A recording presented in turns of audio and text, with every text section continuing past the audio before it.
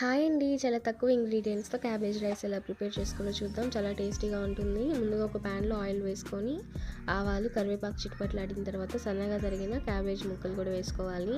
Cabbage కొంచెం fry అయిన తర్వాత కొద్దిగా సాల్ట్ వేసుకున్నామంటే వాటర్ అనేది రిలీజ్ అవుతుంది. ఆ వాటర్ మొత్తం పోయేంత వరకు వేపుకోవాలి.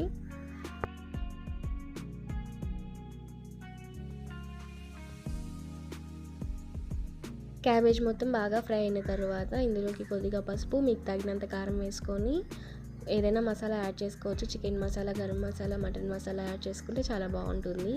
ఇప్పుడు వండుకున్న అన్నాన్ని ఇందులో వేసుకొని బాగా కలుపుకుంటే ఎంతో టేస్టీగా క్యాబేజ్ రైస్ అనేది రెడీ అయిపోతుంది.